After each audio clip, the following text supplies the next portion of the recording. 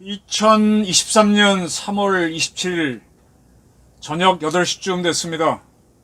오늘은 전두환 전 대통령 손자 전우원 씨 이야기를 좀 하겠습니다. 전두환과 고종을 비교하겠습니다. 5.18 단체를 거론하겠습니다. 제목은 이렇게 뽑았습니다. 희한한 역사인식. 전두환이 살인마면 고종은 뭐냐? 이 방송을 보시는 분들 포함해서 대한민국 역사학자들 모두에게 묻고 싶습니다. 그리고 5.18 단체한테는 이렇게 따지고 싶습니다. 약쟁이 손자에 환호하는 5.18 단체, 그 자랑스러운 명단은 왜 공개 못하나? 전두환 씨는 아들 셋, 딸 하나를 뒀죠. 큰아들 전재국 씨는 사업을 잘했습니다. 제가 한동안 젊은 시절에 전재국 씨가 한참 시끄러울 때 많이 추적을 했었습니다. 그 친구들도 만났던 기억도 있고 다퉜던 기억도 있습니다.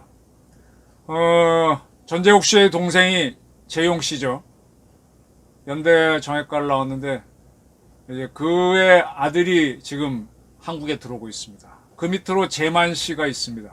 재만 씨. 그리고 재국 씨하고 재용 씨 사이에 딸이 있죠. 갑자기 이름이 생각이 안 나네. 이 따님은 서울대학교를 나와가지고 윤상현 지금 국힘당 의원하고 결혼을 했었죠. 근데 이제 이혼을 했습니다. 이혼해서 지금은 그렇게 됐고, 이 전우원 씨는요, 아까 말한 대로 전재용 씨의 아들인데, 이 전재용 씨가 전두환 전 대통령 집안에서는 상당히 아픈 손이었습니다. 다 아시겠지만 전재용 씨는 처음 결혼을 포스코, 포항제철 설립한 박 대통령의 오른팔 박태준 씨의 딸과 결혼했었습니다.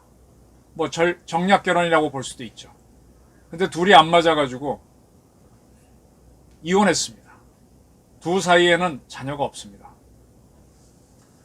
그리고 나서 이제 전재용 씨는 어디까지 말씀드려야 되나?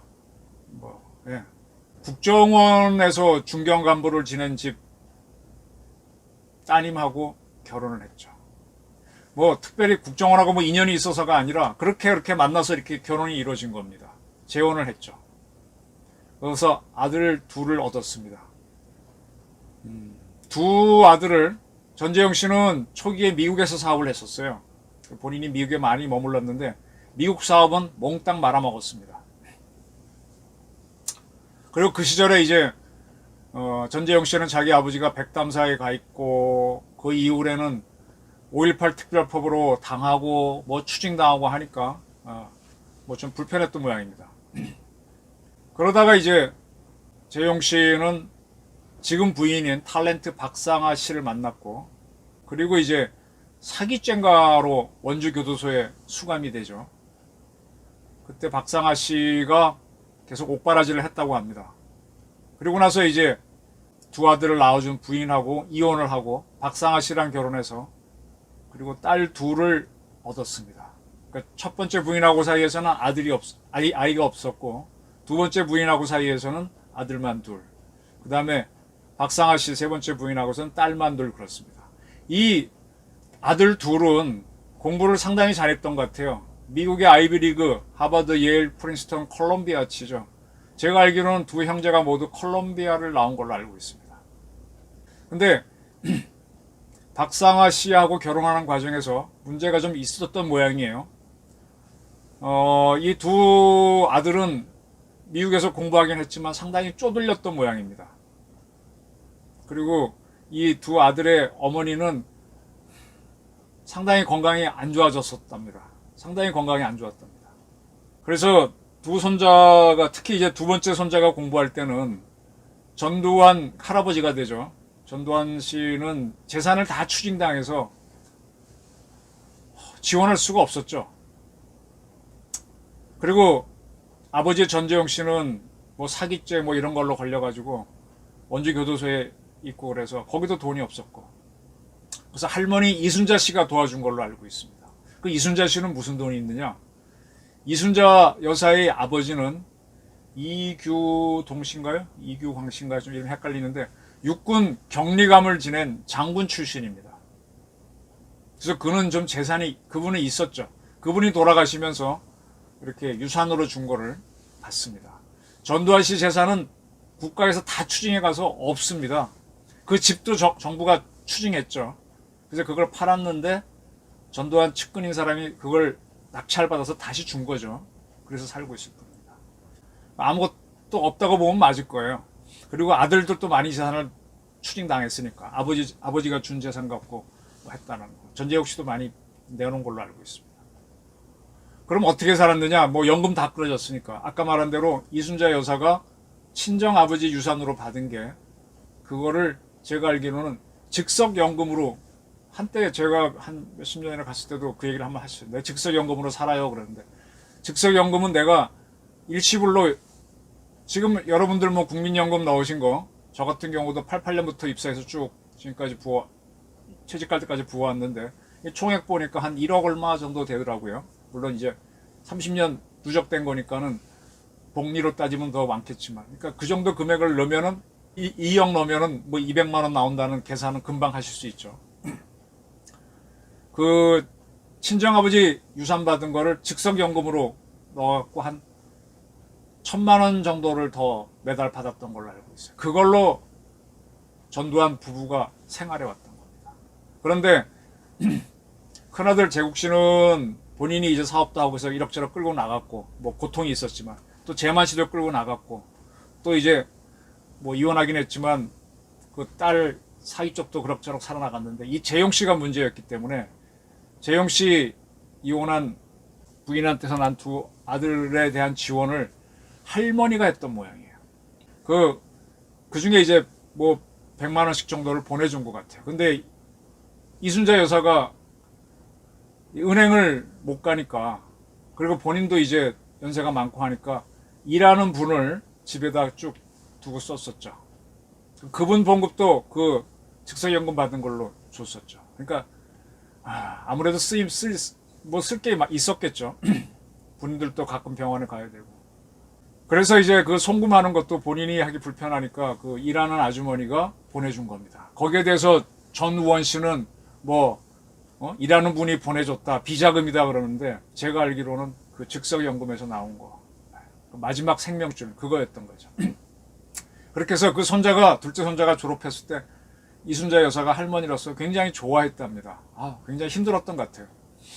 이 우원 씨의 형은 콜롬비아를 나와서 미국에서 로펌에 간 걸로 알고 있습니다.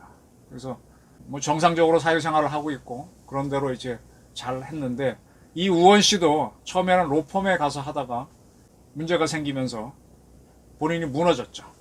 그거는 그 두 형제의 어머니가 경제적으로도 어렵고 건강도 나빠지고, 이 어머니도 이 두 아들을 지원하지 못하는 거예요. 자기도 힘든 거예요. 그래서 할머니가 지원해서, 그러면서 이제 이 둘째 아들은 이제 정치적으로 굉장히 이제 무너졌던 것 같습니다. 형은 그래도 할아버지의 피를 받았는지 좀 튼튼했는데 무너진 거죠. 그래서 형하고 처음에 같이 살다가 형이 아마 이 친구를 뭐 병원에도 보내고 좀 그런 걸로 알고 있습니다. 근데 너무 이제 문제가 심하니까 형도 포기를 했고, 그래서 이 친구는 또 다른 학교에서 만난 친구랑 둘이 같이 지내다가 이 친구도 우원이가 좀 위험하구나 해서 떠나면서 이 친구는 이제 홀로 지내면서 돈도 없고 그러면서 이제 이제 이런 인스타그램에다가 그걸 공개하게 되는 거죠. 이 친구는 마약을 한 게 맞죠. 그리고 오늘이 27일인데 아까 오후에 비행기를 탔으니까 이 방송이 나가는 게 내일 아침 보내니까 3월 28일 새벽에 내보내면 그때쯤에 이제 인천공항에 내릴 겁니다. 내려서 뭐 어떻게 5.18 재단을 만날지 어떨지 모르겠는데, 그는 하여간 한국 시간으로 3월 26일 밤 8시 40분 인스타그램에 띄운 거를 저희 잘못을 더 깊게 배우고 사죄드리고 반성하고 회개하고 싶다면서, 그 다음에 5.18 피해자들의 한을 풀어드리고 싶다라고 하면서 뭐 반성하고 싶다 하면서 5.18 재단에 도움을 요청한 걸 올렸었죠. 이거를 보고 27일 날 오늘 오전 5.18 공법단체 세우고선 회의를 해서 진지하게 보고 있다. 반성과 사죄를 위해 광주에 온다면 도움을 드리겠다라고 했습니다. 근데 그는 이미 마약한 게 있기 때문에 바로 뭐 본인이 내리면 돈도 없으니까 혼자는 못 갈 거고 5.18 단체에서 맞으러 갈지 아니면 경찰이 바로 와서 마약 수사를 할지 그건 모르겠어요. 이 방송 나올 때쯤은 그런 게 결정돼 있겠지만 저는 모르겠습니다. 네. 지금부터 제가 드리는 말씀은 전두환과 고종에 대한 비교입니다. 전두환 씨에 대해서는 많은 비난이 5.18을 광주 진압을 했다. 그래서 피를 흘리겠다라는 주장입니다. 저는 기자로서 5.18이 일어날 때 저는 고등학교는 졸업했고요. 대학은 합격까지 못해서 재수생 때 저는 서울에서 그걸 들었습니다. 그때 굉장히 놀랬고 겁을 먹었던 기억이 있어요. 그래서 5.18에 대해서는 대학 들어가서도 수없이 들었고 그것 때문에 제 친구들이 뭐 저도 한때 뭐 관심 있었고 시위도 하는 것도 지켜봤고 그래서 저는 운동권 가요는 거의 다 합니다. 그리고 기자가 돼서 쭉 취재를 하면서 제가 발견한 거는 5.18 진압과 전두환은 상관이 없다. 이거는 전두환 씨도 계속 주장했던 겁니다. 그럼 5.18 진압은 누가 했느냐? 당시 계엄사령관 이희성 씨가, 저랑 조선일보에 같이 있었던 최보식 기자가 이희성 씨 생전에 그분을 만나서 인터뷰를 했죠. 그 제목이 이거였어요. 12.12는 전두환 씨가 보안사령관으로 정승화 계엄사령관을 잡으러 간 거니까 12.12는 전두환 책임, 5.18 진압은 내가 계엄사령관을 하니까 5.18은 내 책임, 이희성 책임, 이렇게 제목을 뽑았는데 그 기사를 조선일보가 못 내보냈습니다. 나중에 최보식 기자가 조선일보를 퇴직한 다음에 본인이 운영하는 그 인터넷 매체인가 거기에 띄웠었죠. 네, 그렇게 되는 겁니다.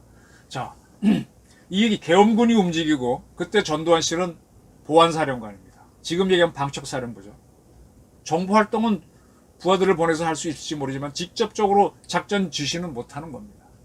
근데 문제는 이분이 그 다음에 대한민국 대통령이 돼서 8년간 나라를 이끌었기 때문에 모든 5.18 책임을 여기다 넘기는 거예요.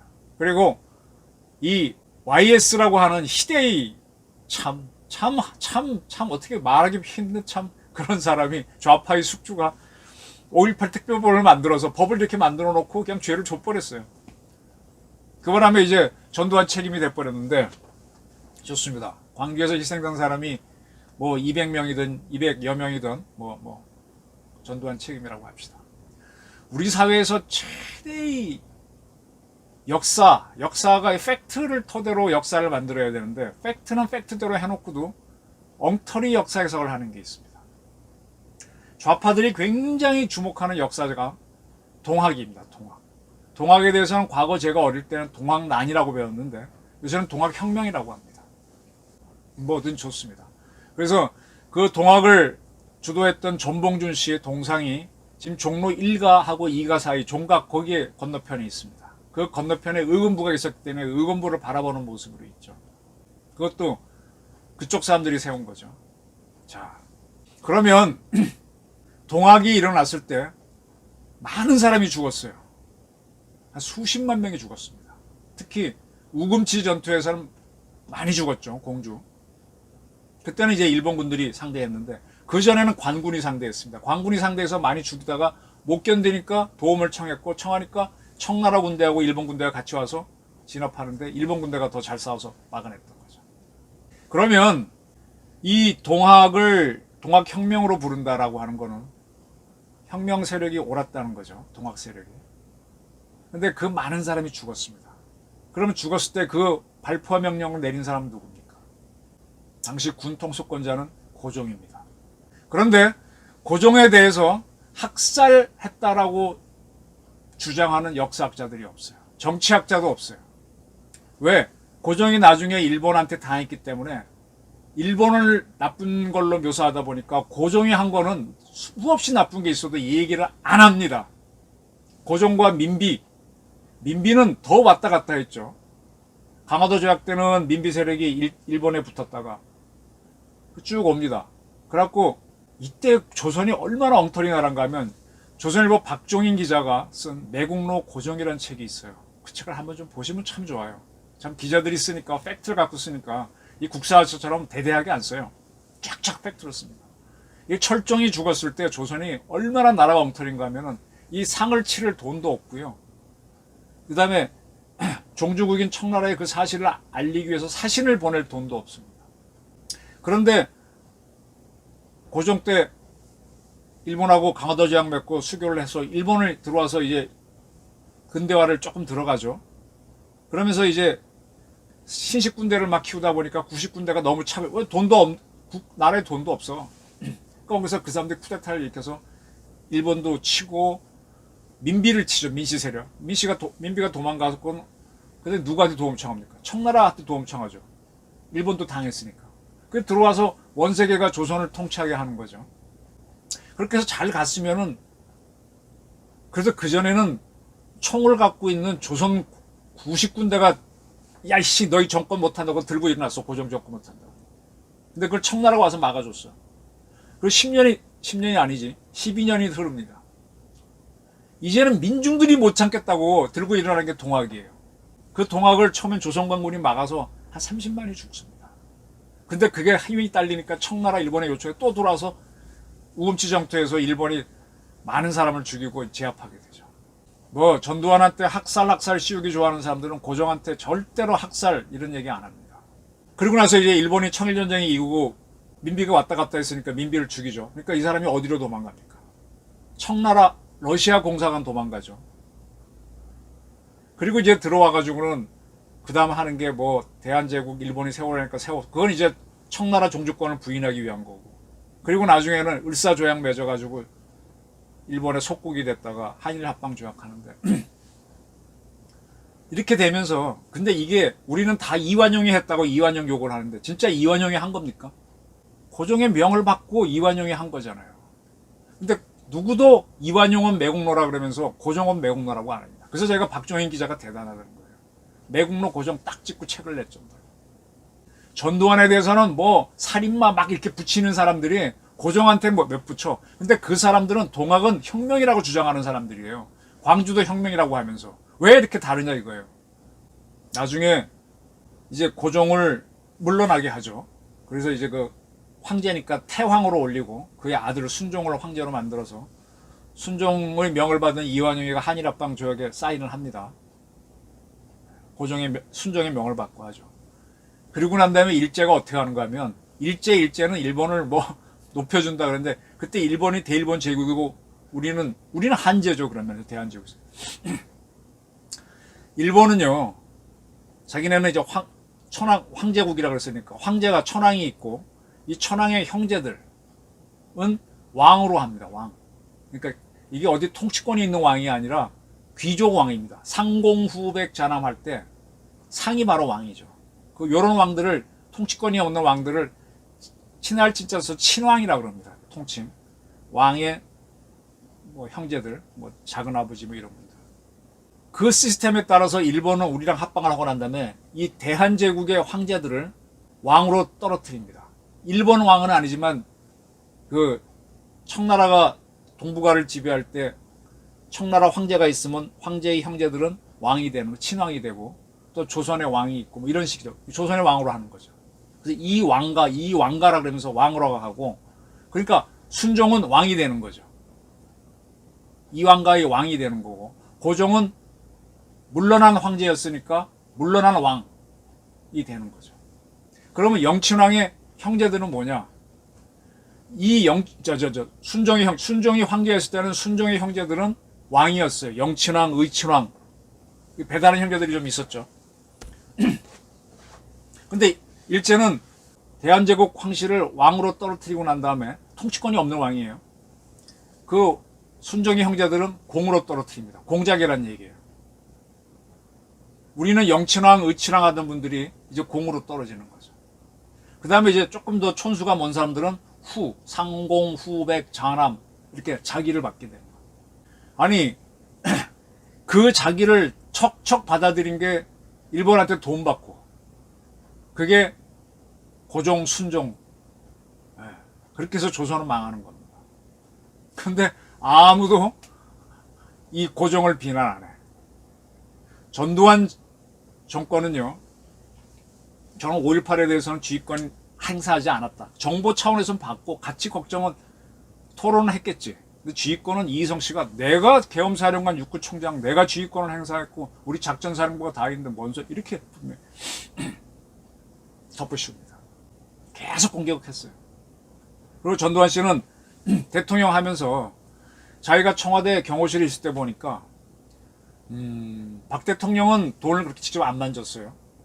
이인자 통에 만지게 했습니다. 이 돈을 놓고 JP하고 이인자 다툼을 한 게 이우락입니다.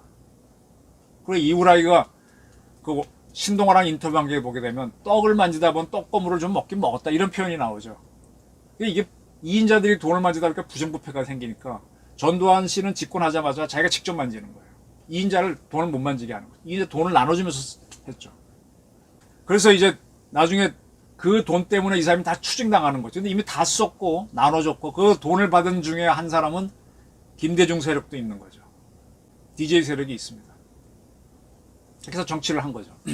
근데 이걸 이제 씌우다 보니까 5.18까지 씌우게 된 건데 그리고 이제 학살자로 몰아붙이는 거예요. 이걸 공격을 해야 되니까 뭐 힘빼 정권 내놓은 다음에 어떻게 할 수가 없는 거죠. 근데 끝까지 그건 인정하지 않고 전두환 전 대통령은 돌아가셨습니다. 그리고 이제 손자가 많이 힘들었겠죠. 정신적으로도. 또 본인은 뭐 콜롬비아를 나왔어도 굉장히 삶 자체가 기구했다고 느낄 수도 있었고 멘탈이 좀 강했으면은 어떻게든 버틸 텐데 못 버티니까 무너지는 거고.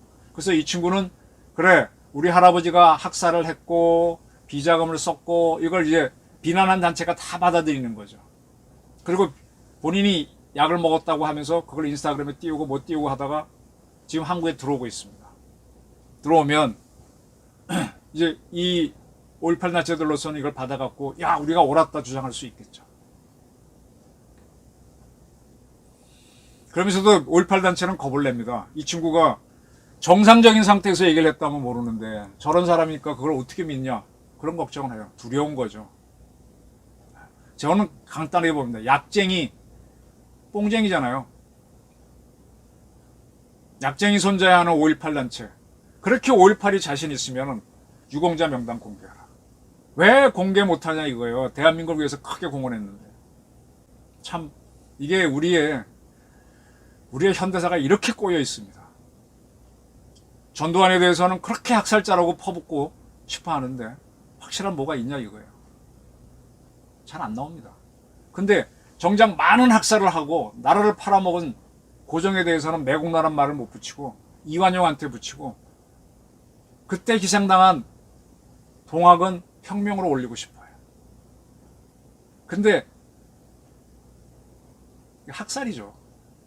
학살을 명령한 고종에 대해서는 아무 얘기도 못합니다. 이런 역사인식을 가진 사람들이 지금 뭐 강제징용 뭐 이런 거 나오면 일본한테 확 덮어 씌워요. 민비는 뭐지? 황후였다고 올려. 무슨 황후야 황후. 난 추수한 거 가지고. 추수해서 계급장 올리는 건 누가 뭘 못해? 저는 이렇게 역사인식 가지고는요. 우리가 제대로 된 국가가 되기 어렵다고 봅니다. 그래서 희한한 역사인식. 전두환이 살인마면 고종은 뭐냐라고 저는 묻는 겁니다. 5.18에 대해서도 그리고 유공자에 대해서도 명확하게 해야 됩니다. 이런 사이비 역사인식을 가지고 막 하다 보니까 여기서 반의를 타가지고 막 흔들어요. 이게 북한이 바라는 거야.